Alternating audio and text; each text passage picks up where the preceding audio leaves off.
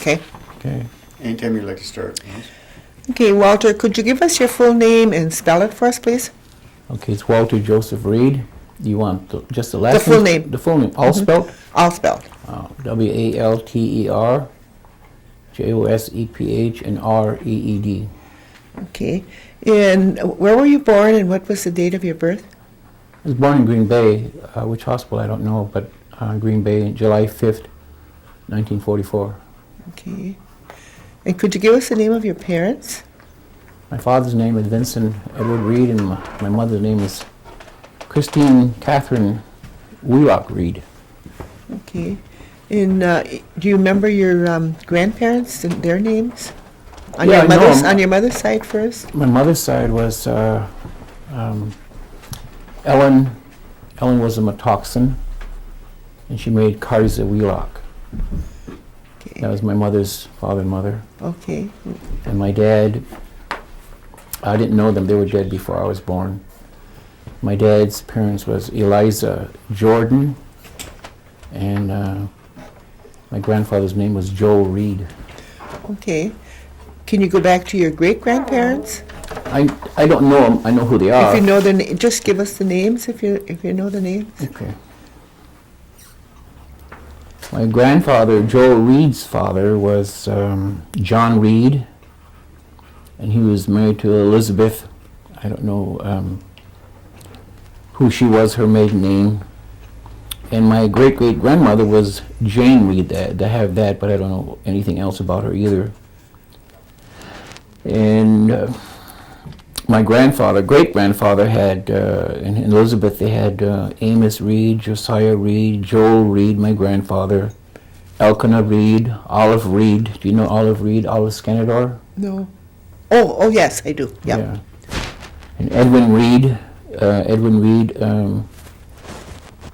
I can't explain him either, but Electra Reed, Melissa Reed, and Isaiah Reed. Oh, they're a large family. Yeah. What about your mother's side? My mother's side was a little bit smaller.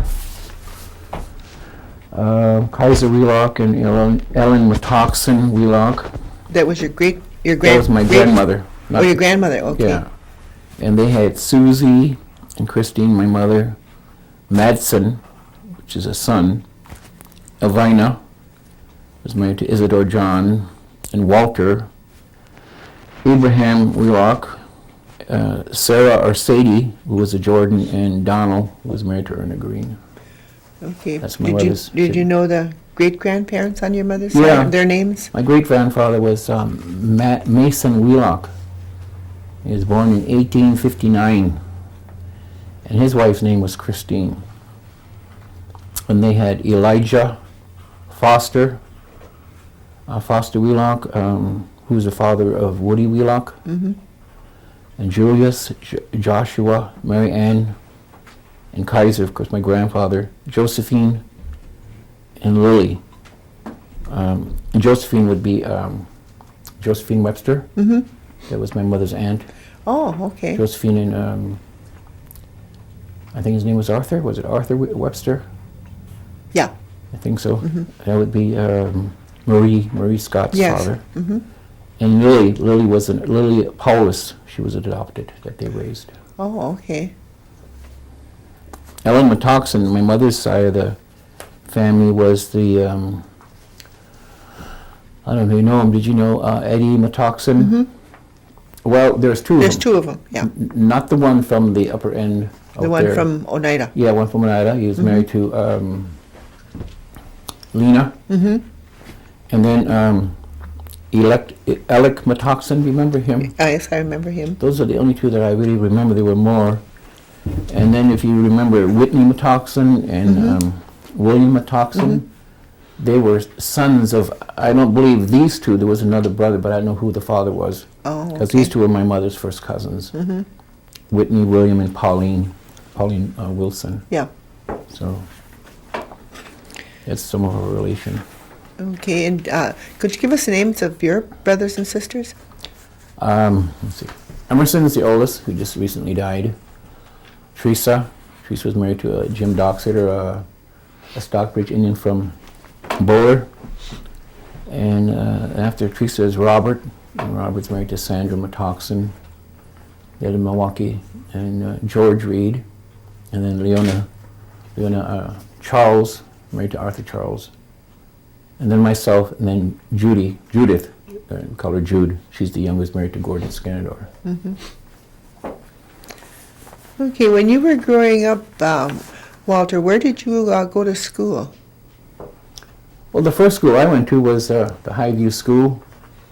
We lived down there by, you remember where Emerson John used to live? Mm-hmm. Down near Charlie Broker? Mm-hmm. I believe his daughter lives there now, in a trailer house. Yeah.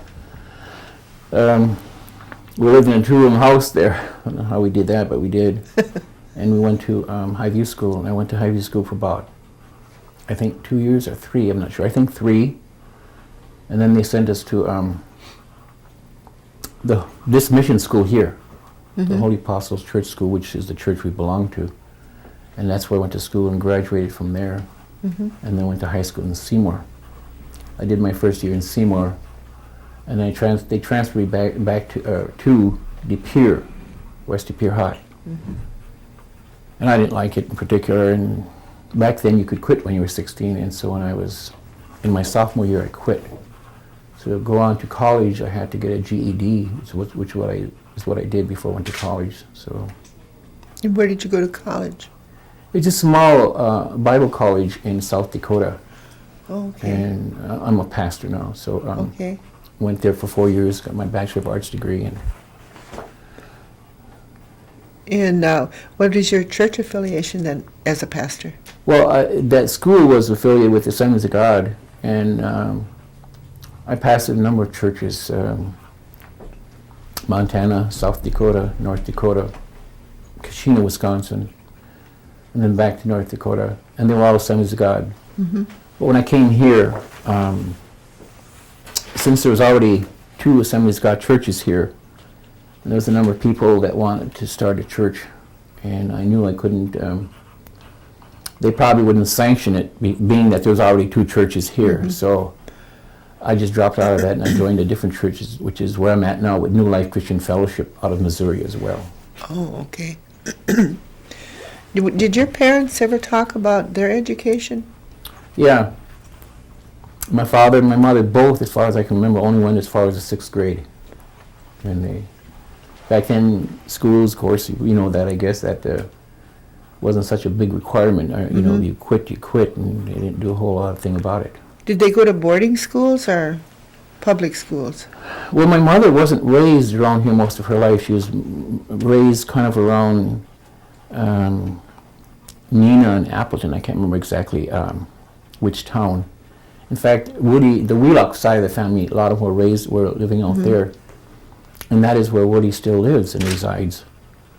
So as far as I know, she probably must have went to public schools. But my dad's side of the family did some boarding school. In fact, one of his sisters was at the boarding school in Kashina. Mm-hmm. I don't know what kind of schools they were, if they were Catholic boarding schools, I think. But she went there, and that is where she met her husband. And it's where she lived all the rest of her life, married to Menominee Indian. Oh, okay.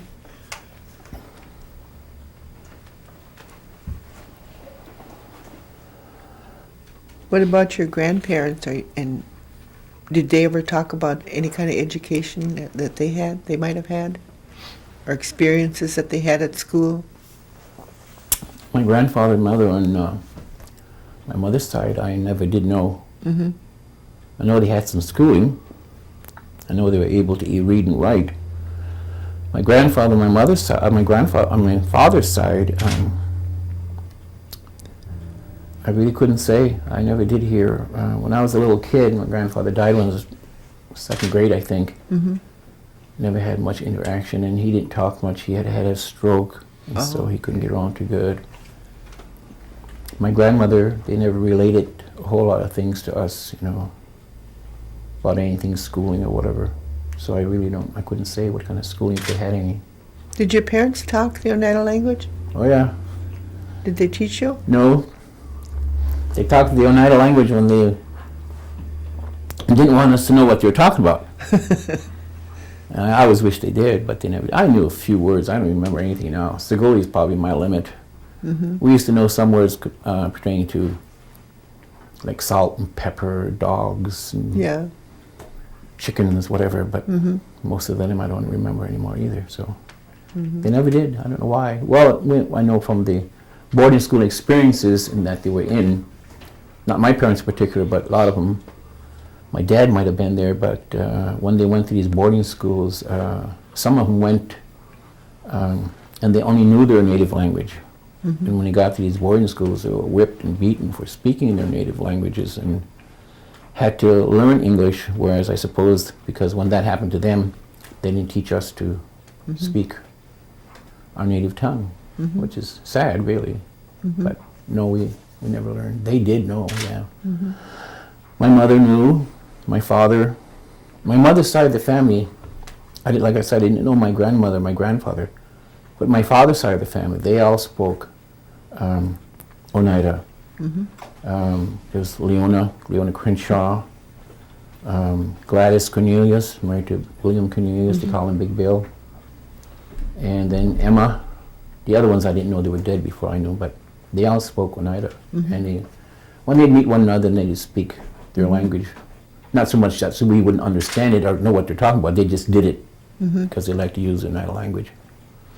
Is there any native foods that you can remember that your mother or grandmother or somebody prepared? The only one I can think of that I really like is corn soup, whole corn soup. My mother, well, she could make that. The cornbread, not, the Indian cornbread, not the... Yeah. Or she never made that. We used to buy it from, I think it was Electa Skenador, was known for her cornbread. Other than cornbread and corn soup, I don't know of any other native foods that we had. If we did, I don't know what they are. What was your main diet? What kind of foods did you eat? Potatoes, meat, potatoes, bread, hardly any vegetables, hardly any fruit, nothing like that. Usually meat, potatoes, and bread. That was kind of our diet. And eggs. Do you ever have salt pork? Oh yeah, I love it today too. You don't get it very much anymore. Yeah, that was part of our main diet, salt pork, fried bread. Oh, that's another thing.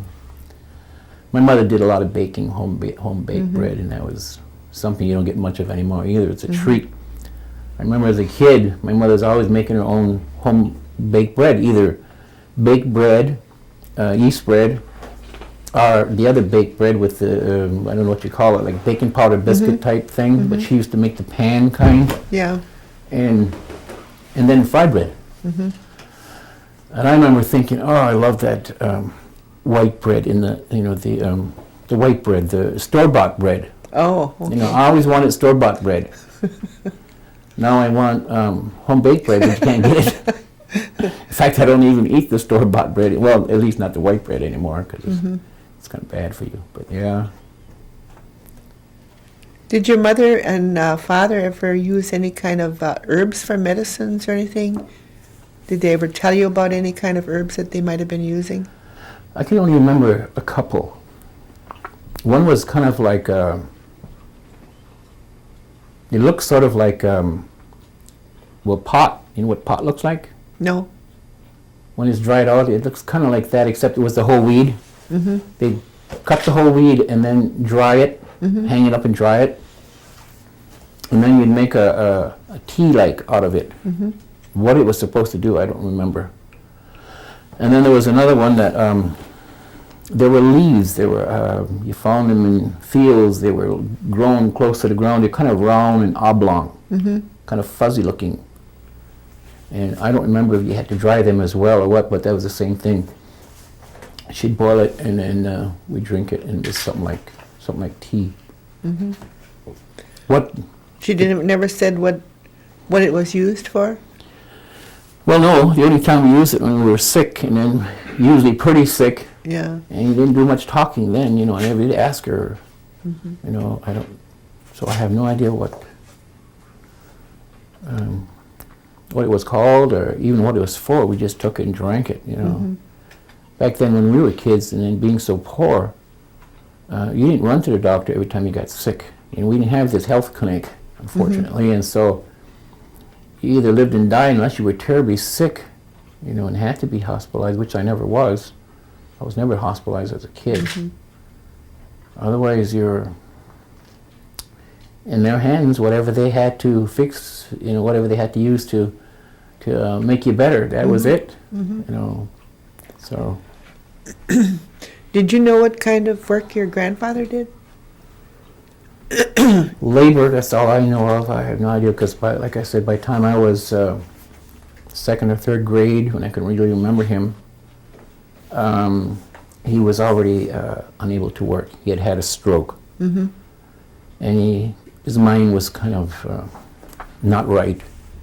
He could still talk and everything, but he'd come down to my mother's house during the day in the summertime when we weren't in school and tell my mother that my grandmother didn't feed him, that he was hungry. And that wasn't true, of course. And he used to come sometimes during the daytime. He'd always carry a lantern. Even in the daytime, he'd carry that lantern like a flashlight, I guess. But of course, in the daytime, he didn't need it on, but he'd bring that with him. But his work, I would imagine, probably just labor. I'm not sure exactly what. But What about your grandfather on your dad's side? that's what I'm talking about. Oh, my that's the dad's one you're side. talking about. Yeah, Okay. my mother's side, I didn't know. You didn't know him, I yeah. don't know what they did. I don't know. Well, my grandfather, grandfather on my mother's side, Kaiser Wheelock, was kind of a home preacher. Oh, okay. In fact, that group of Christians, particular Christians, that used to meet, my grandfather on my mother's side, the Wheelocks, Woody Wheelock's father, Foster Wheelock, and all them, the group that used to meet together and start in homes, which eventually became the Assemblies of God Church. Oh, okay. Yeah. So that's where the Assembly of God Kind of started right there, yeah. They weren't Assembly of God, then they were, however it got started, I don't know, but that's the group of people that ended up with this Assemblies of God Church. Oh, okay. And what kind of work did your father do? Labor, common labor. I'm not really sure when I was younger what he did, but in the last 25 years of his life or so, he worked at Street Grain Company in Green Bay. It's a granary. I don't know exactly all what they did there either, but that's what he did for. My mother, she was, most of her life that I know of, she used to do house cleaning. Outside of the home? Outside, yeah. Well, yeah, she cleaned her house as well, but I mean, She worked outside the good home. job, yeah. She catch the bus in Oneida and with a bunch of other women that used to do the same thing. I'll ride to Green Bay and get here wherever, and then go clean house. And Okay, and do you have any children? one, One, and what's his name? Jeffrey. Jeffrey? Could you Yeah. give the date of his birth? I never thought of that. He's 25 years old, so 25 years ago he had to be in 82, something like that. I'm not really sure. Okay, Just one son. okay. And what was your wife's name? Janice, Janice. she was in Adams. Adams? Okay. Samuel Adams, who used to be the mailman for years. Mm-hmm. That would be her grandfather, Samuel, and Okay. Nathalie. And her mother's name was, not Nathalie. Her mother's name was Nathalie. Her grandmother's name was, I forget her grandmother's name. But that's the I family. can't remember it either, but I know No. who she was. Yeah. Okay. So, and your church affiliation then today is New Life Christian Fellowship. New Life Christian Fellowship. Yeah. Okay. And what church did you go to when you were growing up? This one here, the Holy Apostles. Holy Apostles Yeah. Church? Okay. Is there any special events that you can remember that happened affiliated with the church? With this one here? Mm-hmm. When you were growing up?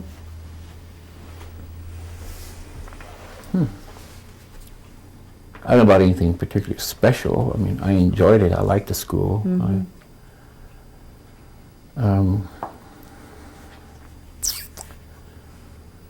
I'm not sure about anything particularly special. It was a good school. I enjoyed it, and hopefully I learned something. Do you remember anything about old Oneida? How it used to be? Well, I'm not too sure what you mean by old Oneida, but Well, it used to be a long time ago. No, I heard of it. I heard of, like, the post office where it was. Mm-hmm. They had a medical center in Oneida, which I don't remember. Mm-hmm. Oh, you don't I remember that. part of the old, for the train, the old depot that set up the hill. It wasn't working then, but it was still sitting there. Mm-hmm. I think there was another building up there, and then, of course, further on down the tracks was all these old buildings that were part of the railroad. I don't know exactly what they did with them, Mm-hmm. which they eventually tore down. So, Mm-hmm. old Oneida, I really don't know a whole lot Were about. there any stores or anything in Oneida that you can remember? Well, yeah, Schrader's store and Morgan's store. And of course, they had the two gas stations, Melvin Coonan's gas station, Bob Appleton's gas station, and of course the bars that were here. Do you remember any of the street names in Oneida? I Or think what they were known as? when I was a kid, I don't think most of them were. If they had names, I certainly didn't know it. The only two I can think of that they had named, called, or whatever, I don't think it's called that today. They used to call one South Park Avenue, Mm-hmm. and then there was another one called Stagger Lane. Mm-hmm. Down, it was part of Firm's housing. Yeah. He had a bunch of houses down there, and they call it Stagger Lane. And on the assumption I get is probably because when they staggered home from drinking, I didn't see that for a fact, but that must be Why what they it called was. it that? Yeah. Do you remember any other names in the reservation? No, it seems when I was a kid, I don't know if they must have had names, of course, but I don't remember them being called anything particular. Okay. Just those two that stuck in my mind. The only ones I can think of. Let's see. When you were going to school here in Oneida, how did you get to school back and forth between home and school? Well, when we were kids going to the first school, the Highview Public School, there was a bus run. Mm-hmm. But when we switched over here to this Holy Apostle School, we had to walk. Well, it wasn't, that far. We lived up the hill. I don't even think it would be a mile, really. Mm-hmm. We walked, rain, whatever. We walked to school. And You walked walked to home. school when you went here? Yeah, and walked home. Okay. What can you remember about your summers when you were in your childhood? How did you spend your time? I suppose, like most kids, slept late and played around, whatever. My dad usually always made a garden. Mm-hmm. He fixed the garden and planted it, but it was our job to take care of it. And when my dad said, you do something unlike today, you did it, or there was consequences. And we had a good fear of our dad, and he'd tell us, we had to hoe the garden, or weed the garden, or in fact, water it sometimes, and I'd have to hand carry the water because, Ooh. Most places that I lived in growing up, we had no running water, no electricity. There was a couple of houses we had electricity, but most of them didn't have. And so you had to haul water, and so sometimes it'd be the last minutes of the day before we knew our dad was coming home, and we think, hey, we gotta hold that garden and weed it. And so we'd run out there, and the dirt would be flying, and cutting down plants along with the weeds. But we got it done. Mm-hmm. Of course, my dad didn't know that we cut some down, but he usually planted like white beans, the kind that would last. I don't know what you call it. White beans, that's all I know. And corn sometimes potatoes, basic stuff like that. Some that will last that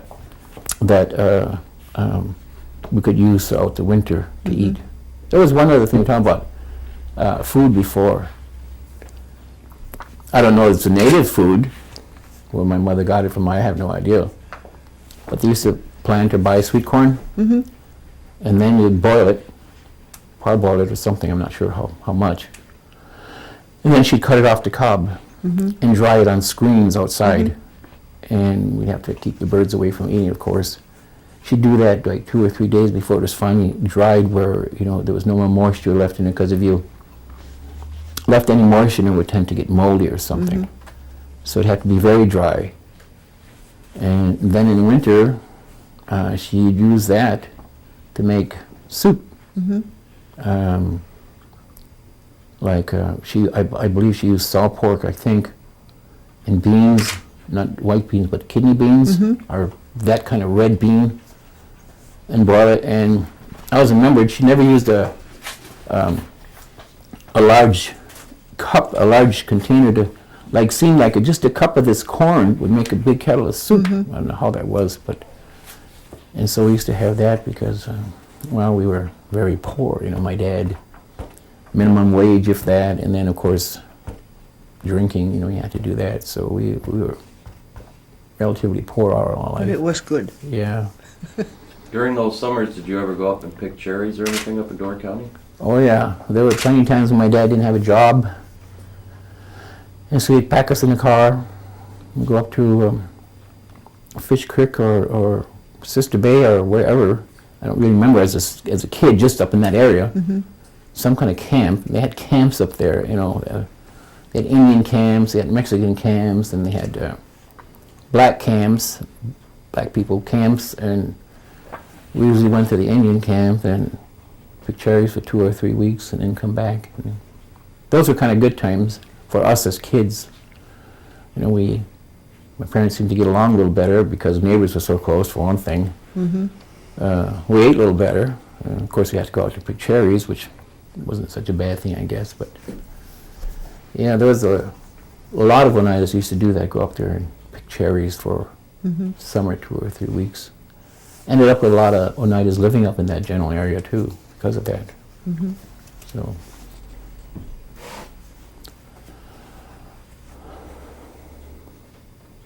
Did you have any special chores and responsibilities that you had to do Well, yeah, part of it was like I said in the summertime was the garden. with the garden?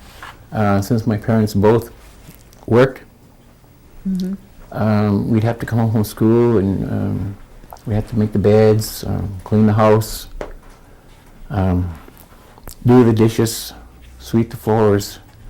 If it was winter time, I'd have to make fire, wood stove. And most kids couldn't play with fire or whatever. I had to make fire, haul the wood, split the wood, haul the water, and then we'd have to start supper. We'd have to, like beans or something, or potatoes, before they got home, so that these things, which take a long time, would be already done and ready, so that when they got home, and then we could eat. But So you were a cook too? well, not much of a cook, I'm afraid. But Do you remember any holidays? I think the only one that really kind of sticks out in my mind is Father's Day. Quite a while ago, when I was younger, a small kid, they used to have a Father's Day picnic up the hill in the Catholic Church, Oh, okay. and they have different things for kids, and they had a band there, and of course, alcohol and music, and I think I don't know what else they had, but they had stuff like that, and I believe they played bingo. They had tents up and that type of thing, and just to hang around there and hopefully get a handout or something. That was kind of fun, hanging around there. As a child growing up, we didn't really have big holidays. I mean, being so poor. In fact, we grew up, I don't remember having birthdays. What about Christmas or New Year's? We didn't have much of a Christmas either, because, as far as Christmas presents were concerned, we were lucky to get something, and usually it wasn't brand new. New Year's, when I was a child, they used to have this, I don't know what it's called, but they used to go to, sort of like Halloween. Hoyan? Yeah. you'd go to, like Halloween, you go to houses and holler trick or treat, and they come out and give you candy. Well, everybody did that. But I think this Hoyan thing was basically with the Indians, the Oneidas. I don't know where it came from, what even Hoyan meant, for that matter. And we used to go to houses and do the same thing. And I don't remember how long or how often. I just know we did it. There was, I don't think they do that anymore. At least I don't know of it anyway. But I think a few do yet, but not very many. well, you're a bit older than me. What is Hoyan? A Happy New Year. That's what it means? Oh. So we're telling them Happy New Year and hoping they give us something to eat. Oh, I see. Were you ever in the military Yeah, I was in the Army. I was in the Army for 4 years. for 4 years? I was in Vietnam. In Vietnam? Yeah. Can you tell us a little bit about your Army life? Well, when I was younger, I wanted to join when I was underage. My dad said he wouldn't sign for me, so then I kind of put it out of my head. And one day I came to Oneida and I met Glenn Christian. Do you remember him? And Jimmy. Jim and I were good friends in the same grade, about the same age, and I asked him, I said, well, what are you doing? And back then they had that bus run, used to run through here from, I'm not sure, Seymour.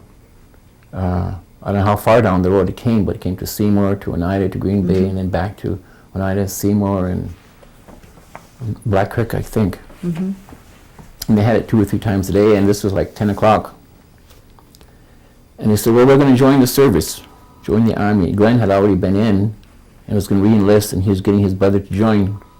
He said, why don't you come along with us and join? I said, no, I don't want to join the Army now.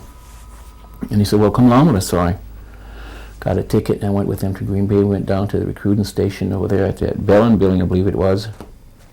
And they went to one, Glenn went to one, and because he was re-enlisting, and Jim went to the other because he was not joining. And I just sat there and said, no, they're reading a book. And that guy was talking to Jim, and of course, you know, he wanted people to enlist. He told Jim that if he could get me to join with him on a buddy plan, that we could be together for basic and possibly AIT and maybe be stationed together. And of course, that's not true, but that's what he said. So he said, come over here. So I went over there, and that's what he started telling me. So before I knew it, I was joining the Army, and they gave us they said they'd tell us when they would put us on a train. At that time, that train used to run from Green Bay to Milwaukee, passenger train. And they let us know, and a couple weeks later they gave us tickets and went to Milwaukee and went to the induction center down there and took all kinds of tests. And by late afternoon, we were being ready to be sworn in. And one of the military men called me out. He said, they want to see you in another office. I went to another floor, whatever. He said, well, you joined on a buddy plan with your friend. He said, but he's probably back in Green Bay by now. He said he flunked out. He purposely did that. And he said, since you came on a buddy plan, he said, you're not obligated. You can go home, you can try again later with him or whatever. He said, it's up to you. I said, well, I'm here now. If I go home now, I'll probably never come back. So I joined, went in the Army. I was based in Georgia.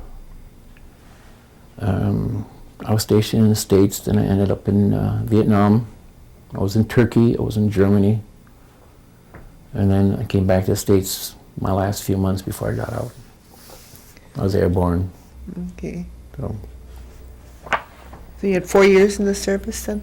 yeah, it was an experience. It was interesting. I wasn't so crazy about it then because back then I was younger and I always wanted to be home. I always wanted to be here in Oneida. I really don't know what's here so that had such a pull, but back then that's how it was. I wanted to be here. But I seen much of the world I would never have seen before otherwise, you know. And it was interesting.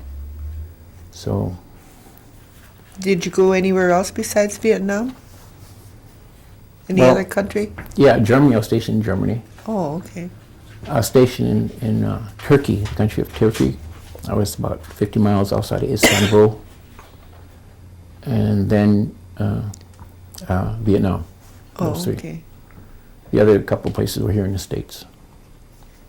Then did you go back to school then when you came out of the Army? Is that when you went to the Bible school? No, I didn't go till later. I went to used to have a program quite a while ago when I came out of the Army that Eva Danforth was head of, to get us to go to trade school. And I went once for to be a machinist. And what's his name? Lee McGlester was the teacher. And you know, he knew his stuff. He certainly knew what he was talking about. But I had a hard time trying to understand, and it had to do with numbers and stuff. And I wasn't the best in that. And I don't know how long I went. And they paid you a certain amount of money to live on while you went to school, and that was good. But I knew I wasn't going to make it, so I dropped out. And then sometime later, I went down again through Eva for the same thing. Of course, that college, NWTC or TI, whatever it's called, Yeah. used to be on Broadway, that old one. And that's where I went, and I went there again for welding. I took a welding course. That one I completed. And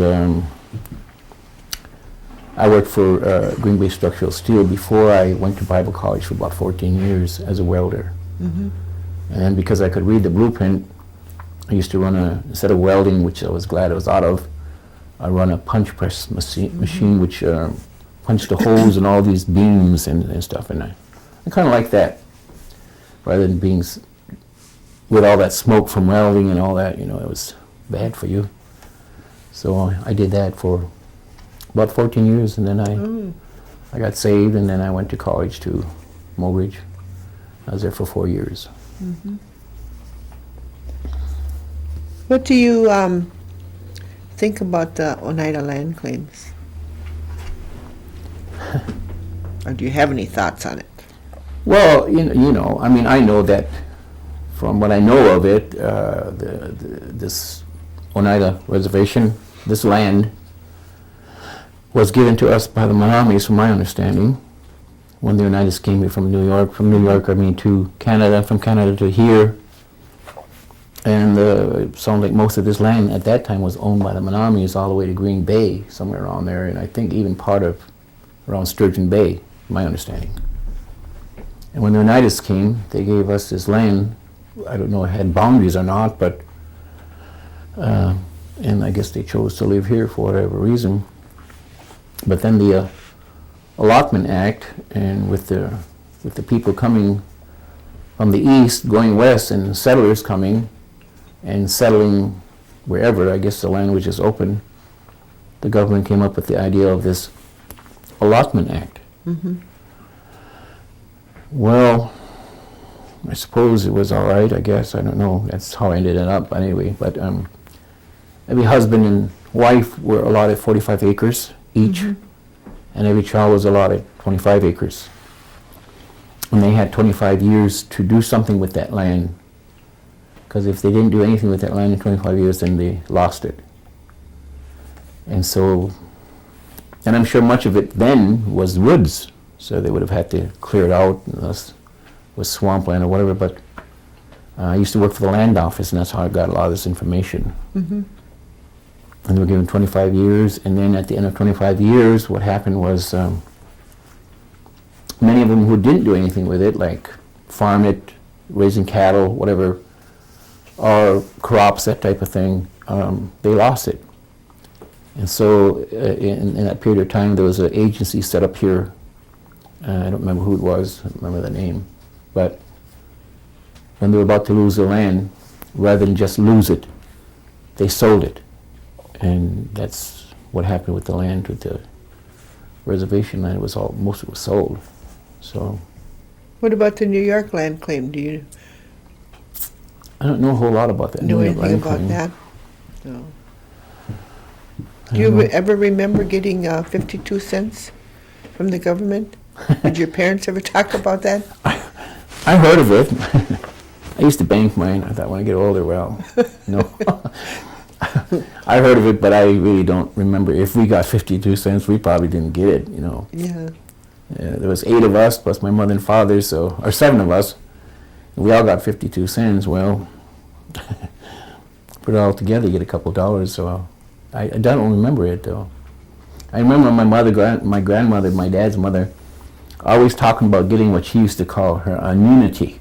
Mm-hmm. So we're going to get our annuity soon. They're always expecting to get their land claim money or whatever this annuity is, but of course she never did. But it was something to look forward to, I guess. Yeah. We'll still look forward to it. Yeah. What about the health center? Do you use the health center? Oh yeah. Yeah, I'm thankful for the health center. It's a good thing. I just said, I went through cancer of the kidney, cancer of the colon. I was in the hospital for 2 weeks. I came home. I was so sick. I had to go back within 4 days. I was in the hospital for another week. Mm-hmm. He sent me home, and I was still sick.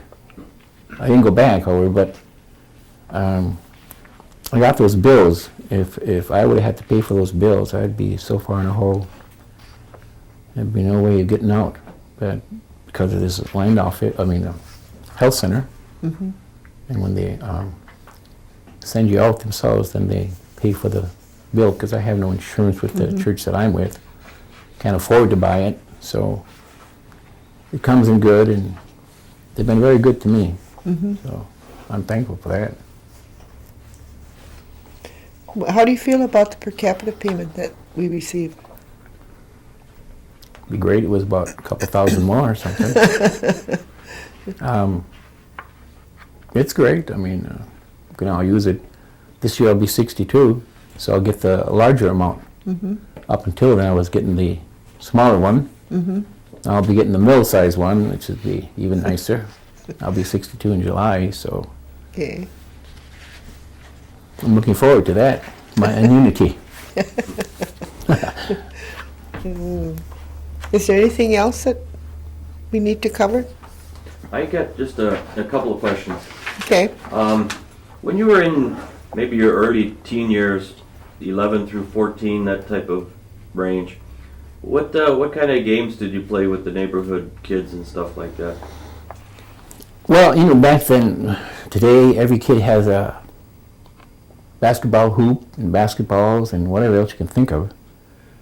And there's no limit to the games. We didn't have anything, but we had a baseball. One of the kids in the neighborhood had a baseball. How they got that, I'm not sure. I don't even think we had a bat. Oh, yeah, we did have a bat, but I remember one time in particular, we had a bat that didn't have the handle, the grip on the end, and somebody swung that bat and slipped right out of their hand and hit the other kid in the eye and had a nice big black eye. In some cases, we used a flat board with some kind of a grip to play baseball. Played a little football. We did all kinds of things like walking. We used to walk along the tracks, because along the railroad tracks there was wild strawberry plants. And we'd walk down the railroad tracks towards Pamplin Park, way past that stone quarry. I mean, we did that most of the day and come back in time to start doing what I said we had to do at night. Before my parents got home, I used to walk out in the woods. We would go down by this old creek, this dirty old creek in the summertime, and go swimming. I remember my father always tells us, you stay out of that water, it's dirty. Don't go swimming down there. And we somehow managed to get down there, and some reason, however, we got in the water. I remember one time in particular, we were going through a pasture there, and there was some tall weeds, and there was bees in it. Well, we didn't know that, but when we got in there, we found out the bees were in there, and they started stinging us like crazy, and we ran. And it was right by the river, so the only thing to save us was to jump in the river, which was a good excuse. So we had a reason to be in that dirty old creek. I mean, one time, too, we were in that creek, and I stepped on the glass, some kind of glass. It cut under my foot, under my big toe of my right foot. And so I was hobbling around, so I couldn't tell my dad, I couldn't tell him what was wrong. I didn't do anything for it. I don't remember what I did tell him, because he knew that I was swimming in the water, and that's where I got that cut. You know, my dad was a disciplinarian, something we need more of today. And so I didn't tell him, so I hobbled around for a few days before it finally healed up. Fortunately, it didn't get infected. To this day, I can't bend my big toe like you can your others because it cut the nerves on the bottom or something. But swimming, that type of thing, in the creek we weren't supposed to. Baseball, we did a lot of that, a lot of baseball. Sledding in wintertime, any place we could find a little hill. I remember we used to go behind, you know where the elderly center is up the hill? Across the street was Hyson Docksader. I don't remember his wife's name. And they raised Henry Huff. And that little hill behind there, which is nothing, you know. I don't know. We used to go behind their house and slide down that little hill, you know. Had a great time, though. We put our skates on, and usually our skates were way too big. You know, my parents couldn't buy us skates, so I don't know where we got the skates from, but they were big enough to put my feet with my shoes on in there, and then tie them up.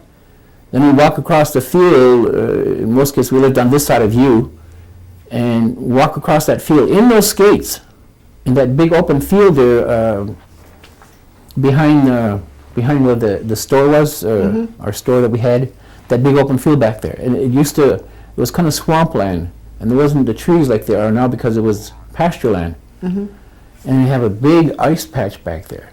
And we'd walk back there in those skates, take tires with us, and make a fire and skate out there. I'd just go hiking in the woods, that type of thing. As a little boy, used to play marbles, whatever. We used to go to our neighbors. They had a couple cows, which was the brokers, Alvin Broker. And they had electric fence around that. This is what we did. I think, it's crazy. I wouldn't do it now. But we'd stand in line, holding hands, and then the first guy, which was usually Carl, the son, he'd grab that electric fence, and then would go through us. The one on the end, he really got it good. We'd hold on to that as long as we could. Oh my goodness. That was fun. Some crazy things. I don't know if we covered it or not, but did we talk about how you met your wife and the wedding when you got married and how long you've been married? Well, back then I was a drinker in the bars, and my wife, that's what she was with her mother. And that's pretty much how I met her, through the bars. And I don't know how long we went together, a couple of years, I think, or longer. And what was her name? Janice. Okay. And then we decided to get married. And got married. It didn't work out so well. Within a year, she moved home, back by her mother. Probably didn't work out so well because we were living with my mother, because I was my mother's sole support. And so I couldn't very well move up. So, not that they didn't get along or anything, but it's a bit awkward, just married and then being there in my mother's house, or who's ever. But we weren't enemies, but she moved home. And we still stayed together for another about 4 years. And it wasn't until she got pregnant that she finally moved out altogether and didn't want, nothing to do with me anymore. And that's when she proceeded to take me to divorce court. So that's how that ended. Did you ever remarry then? No. Okay. Never found one good enough. When you got older, no longer holding on to electric fences and stuff, maybe your dating years, what would you do on the weekends, like Saturday nights and that sort of stuff? Was it pretty much always bars, or were there other things to do? Oh no, that's drinking, bar life. That was the lifestyle we were raised in, and what I believed to be where it was at. I used to think to myself, what would I do if I didn't drink and party and have fun, and and I worked, but basically drinking was kind of the main thing. Partying, birthday parties, whatever, dances, that type of thing. And I did that up until just prior to getting divorced. And then I got saved. I'm a born-again Christian. And of course, after that, that lifestyle doesn't fit in too well together. So I decided I better quit. So that's when I quit. So I've been a born-again Christian for 25 years. Where is it that you live right now? In Oneida, up the hill. Okay. What advice would you have for kids now that are growing up here on the reservation? Well, it was up to me. I'd remove all the bars for the first thing. Help them get an understanding of, that it's not good to understand that drinking is not what most people think it is. Fun and parties, and in many cases today it leads to worse things. I did smoke pot, but some of these drugs that they have today, I never got involved in it, thank God for that, because some of them are very addicted, They need to, if they're not going to become a Christian, at least get a life, put your life to good use, go to school, go to college, get a job. You can do all that stuff, and life can still be fun and healthy without the alcohol and the drugs and all that goes with it. There's enough problems in this world without alcohol and drugs. That only adds to it and makes it worse when they do that sort of thing. If you could help them understand that, it'd be great, But Is there any way that they could rely on being Oneida to help that aspect of their life? By going back to look at some of their cultural aspects? being Oneida to help by not doing these sort of things, you mean? Well, I don't know if that just being Oneida, because that type of life is everybody. How the being Oneida could help it by not doing that, I'm not sure. I don't know what the Oneida has to offer as far as helping them maintain a sober life or a drug-free life. I don't know what there is involved in that within the Oneidas. As a Christian, I could certainly tell them, what the Bible says, but otherwise, I'm not so sure. I think, from my understanding with reading history, and alcohol, you don't see a lot of it here in Oneida, but if you go to South Dakota or North Dakota, it's bad. You see it bad on the streets. They come up to you and drunk and stumbling around, and I've seen them sleeping on the sidewalks and stuff in some places. And we don't see a lot of that. Well, there is some alcoholism here, that's for sure. But my understanding is that the Indians, they don't have the tolerance for alcohol that the white man has. And so when they start drinking, they become alcoholics a lot easier and faster than a white man will, because the white man had alcohol a lot longer, and they built somewhat of a tolerance in how to handle that sort of thing, more so than the Indians do. One thing I noticed about Oneida in particular is, like I said, you don't see alcoholism like I see in South Dakota, North Dakota, and Montana. I don't see that around here. I'm sure there are some. Not on the streets or wherever. But one thing I've noticed since I've grown up is the Oneidas in particular. They got goals in their life today. A lot of them, many of them, are going to college, which should be.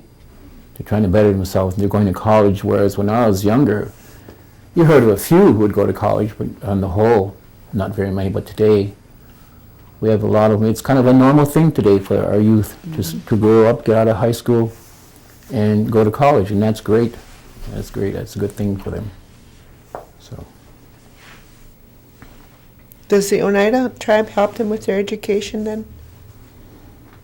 Well, yeah, because they get grants, and I'm not so sure where the grants come from. My nephew just started school. I helped him to get into St. Norbert. And we went up here, and there's a number of different grants you can get depending on the scholastics in school prior to that. But when I went to college, United paid for the whole thing, except for 1 year. 1 year I got it because I was a veteran. Oh, okay. And it was the last year of that. I think it's a 20-year, I think it's 20 years. When you get out of the service, you have 20 years you can use that for the military pay to go to college. And I think it's a 4-year thing depending on how many years you were in the military. It was my last year that I signed up for that, and it was the only year I got it from the military was 1 year. Oh. Otherwise, the other 3 years the tribe paid for it. So the tribe has a program in place for Oh, yeah. the children to go to college I then. believe most of that started with Eva Danforth and her doing a long time ago. She used to go to houses, to people's homes to try and get people to go to college, like the NWTI in particular, and learn a particular trade, like I was telling you about welding, Job that type training? of thing. Yeah. And I think that's kind of how it started. And today they got a great program up there at Norbert Hill Center.